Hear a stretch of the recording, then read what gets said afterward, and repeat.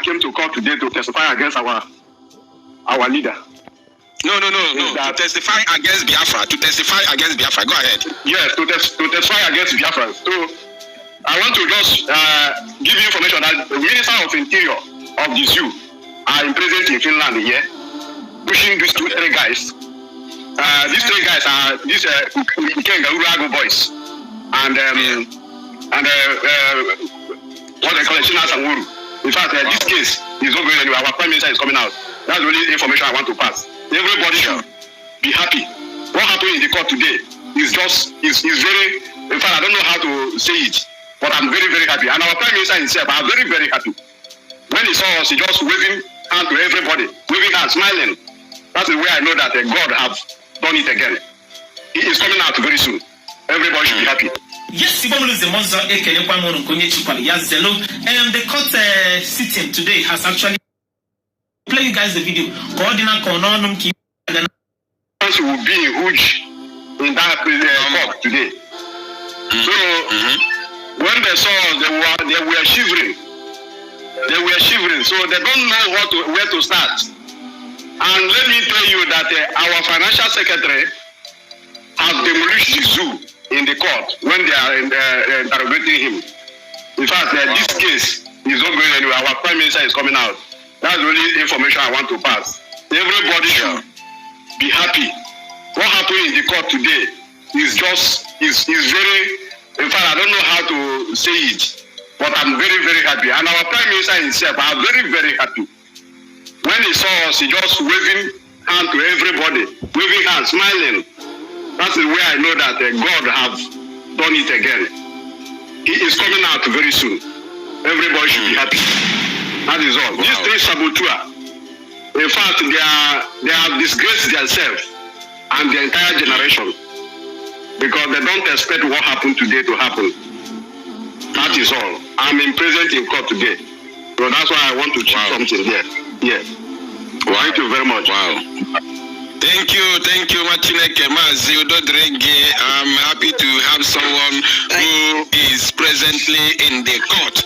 I am very, very, in fact, I am fulfilled. Thank you for coming. Thank you, Machineke Udodrege. These are the three saboteurs. Can you imagine that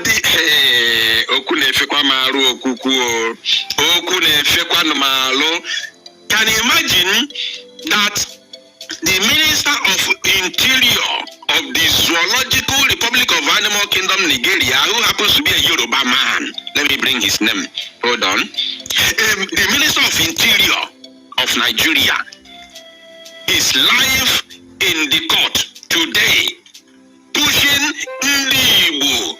Not only Nasina Fabu Ndibo, freedom fighters, agitators, pushing them to testify against our freedom, to testify against Biafra. Unbelievable. Let me bring the name of that Minister of Interior. I know, I am very, very certain he's a Yoruba man. 1 minute, please. Minister of Interior of Nigeria. Oh, Guinea. Minister of Interior.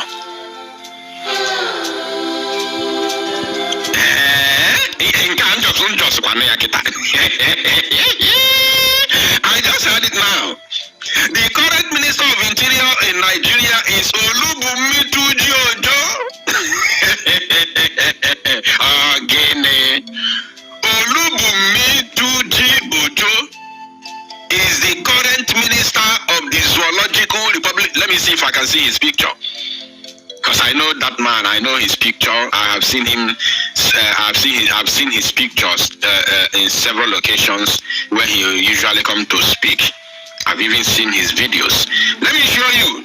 As I hope I will see the picture. Just a minute to show you the people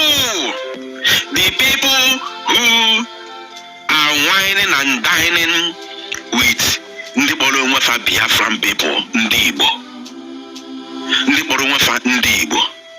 Let me see if I can get the picture here. Ndibolo Nwefa Ndibo, Biafran people whining and dining with Minister of Interior, Olubumi Ojo, a Yoruba man, serving the zoo, is the one who is whining and dining with those that call themselves Igbo people, Biafran people, just to destroy Biafra.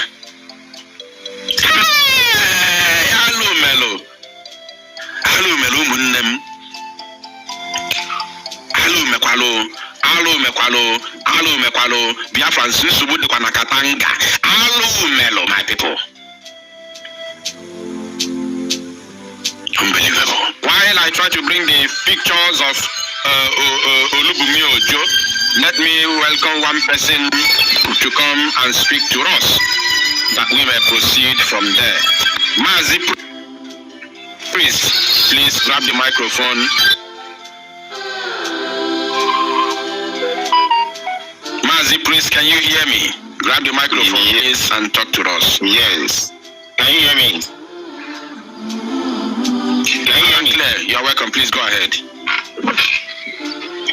Good afternoon from here, my DK Biafra Unite. Thank you so much for great and mighty work. People get up there and use it. Lesbianesia, or one year men or Bulanya, Chineka Malo, is here. I go Biafra, just like we on 80. Onye nwute ka ọ bụ dịrị anyị ihe anyị na-afụ ọnọdụ anyị nọ today, mana ọ nwere ihe gbara Chineke harị. Ihe a bụkwa ihe our prime minister is aware of all this. He's indeed aware of these things because God told him he had nobody. Like 99% of people he think that they are with him. They are not with him. 99, meaning we are talking about just 1% is with him. 99 are not with him. Manas no yendiro bala kirikiri na chende anche. Mano out of carelessness, you know. When mana iya mere all uche Chineke ka iya aibo Biafra na cho. O make a web ya yanjedebe. But the good news is this. Elohim have said it, and his word is final. And you have also said it. Yes, almost 2 years ago, PM have all these details. I have never speak to Biafrans, but I know one day, I'm going to talk to Biafra through you. I want to hear this secret. PM knows everything. PM knows everything, but this time around, in this generation, Chineke, Yahweh said, He have given us this nation, because this nation is the nation of God, is the nation of Yahweh. So, Biafra should go and be rejoicing. Biafra should go and rejoicing. But at the same time, we must continue. We must continue, because according to His word, over last week, Exodus 14, from 20 to 31, he said it all. He said it is our month of significant miracle. This word significant is a miracle that happens once in a while. So this miracle of Biafra coming is a once in a while miracle that will happen on this planet Earth. And that is how it's going to be. I don't have much to say, but all I want to tell Biafra is this. God is aware. God is involved. Elohim is involved. Chukwokike Abiyama is involved. I know what I am saying. I know what I am saying. In this mistake, now, we bring the victorious joy. Biafrans will celebrate soon. Very soon, we will celebrate. Alright, wonderful people, welcome back to this wonderful channel where we bring you back-to-back updates and information as it is hot. In case it's your first time of joining us on this wonderful channel, kindly go ahead and subscribe, like, comment, share, and also remember to on your notification button so that whenever our news drop, you will be the first to collect it. Right now, the court proceeding is currently going on in Finland. And this is the logic. This is Samsa's Hakala's logic concerning Mazi Simon Ekpa. But before I will start reading out this Samsa's Hakala's logic concerning Mazi Simon Ekpa as the court proceeding is currently going on, I want to say something. It seems as if the world is turning their back on black people. The other time, Donald Trump came and asked Ramaphosa to arrest the activists in South Africa. It seems to me as if the world is practically turning their back on the black people. As blacks, did we do anything to deserve what is happening to us? Or is it that we just have bad leaders? All right, let's go down to that Samsa's Hakala's logic, that His Excellency Simon Ekpa should be imprisoned for at least 6 years, not because he committed violence, but because he encouraged Biafrans to defend themselves against genocide and ethnic cleansing. He is condemned for speaking out against a regime responsible for the massacre of over 6 million Biafrans. Additionally, he is criticized for allegedly underpaying taxes on YouTube earnings, even though Finnish tax authorities have the means to assess and recover any unpaid taxes. According to Hakala's apparent at Ylutiset, at Finland government, at Alex Stope, and at Uko Stereo. Reasoning: Biafrans, being black, do not deserve the same right to self-defense and self-determination as Europeans. This is especially ironic coming from a Finnish perspective, given Finland's own history of violent struggle for independence. All right, before I continue, you need to know that Finland had a violent struggle for independence to come out from the USSR. It was not an easy struggle for them, but finally they came out, and I thought that they were going to extend the same hand of fellowship to other people who are struggling to have their own independence, because you suffered the same fate. You understand what fighting for freedom is all about. Except maybe because their ancestors who fought for this freedom are not there. Because had it been their idea, and had it been that Finland were paying attention to their history, they should have extended a hand of fellowship to Biafrans, considering what is currently going on, considering that you passed through the same process, you were oppressed by other people the same way Biafrans are being oppressed by the government they are under.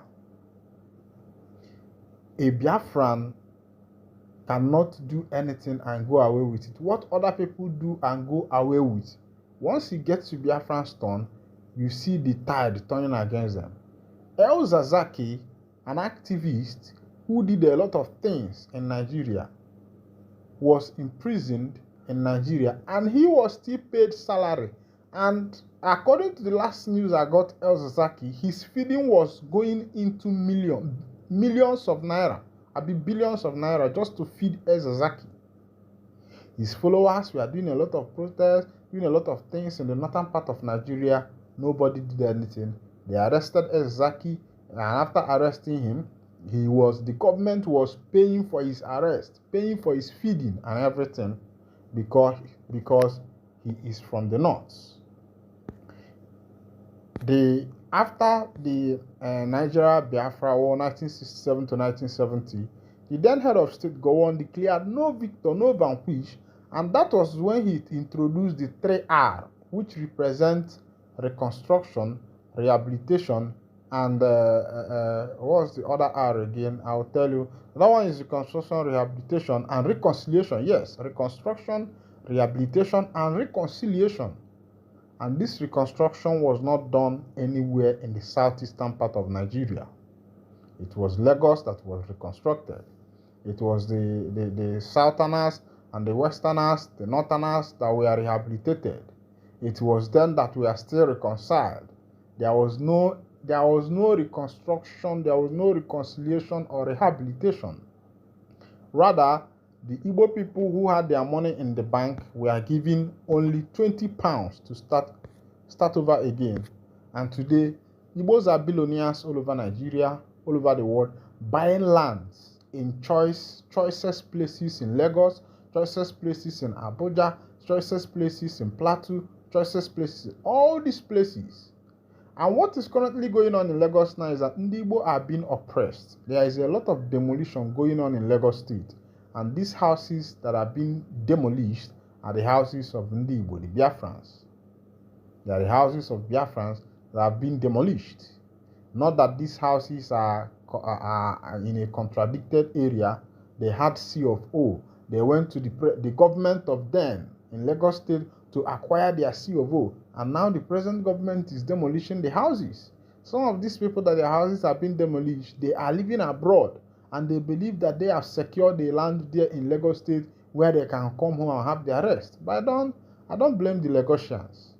Because Igbo themselves, some of them who, especially those who are in the political arena, who are in the political echelon, who are in the political corridor, who have made themselves worthy from the wealth of Nigeria, who have made themselves worthy from the mineral resources that is coming from the Ala Biafra, they have refused to say the truth. They have refused to dance to the tune of the truth, but rather they are dancing to Slugede, forgetting that Slugede is even the more. Let's continue. By this same logic, Biafrans, having already endured slavery and decades of systematic violence, are expected to remain silent and accept a life of hopelessness, misery, suffering, because, as Nigerian media reports, according to Finland's Foreign Affairs Minister, Simon Ekpa is obstructing Finland's bilateral relation with Nigeria, particularly access to Biafra's oil and gas resources. This narrative is not only deeply unjust, it is morally indefensible. Is Finland still considered the most racist country in the European Union?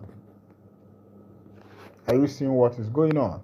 So what Finland is fighting for is their share of oil in Nigeria.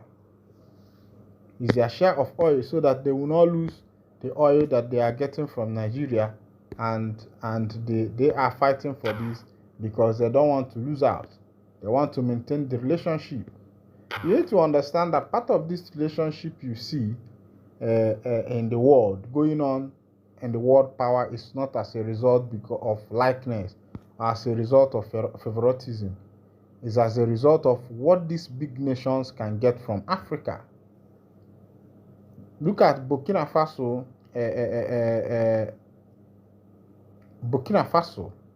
and France. France is fighting tooth and nail to come back. It's not maybe because they love Burkina Faso so much, but because of what they are getting out of Burkina Faso. But Chukwu Okike Abịama, onye ime n'igwe, onye ndu dị n'aka, has always kept fighting for Ndigbo. Alright, today, 7 years ago, famous reggae singer Oseloka Onwubuya, popularly known as Raskamonio, passed away. He hailed from Onitsha, Olona in Delta State. These are people who spoke up concerning what Ndigbo are passing through today. And we believe that very soon it is going to come to an end. When Trump came into office, people thought that with his power, he is going to, protest for the Biafrans, talk about Biafrans and make sure that Biafrans are free. But he never said anything. And today in America, it has not been easy for Americans. There is riot everywhere, as America of today. Alright, this is where I'll be winding down the course, and if this is your first time of joining us, kindly go ahead and subscribe, like, comment, and share. Thank you for listening, and God bless you.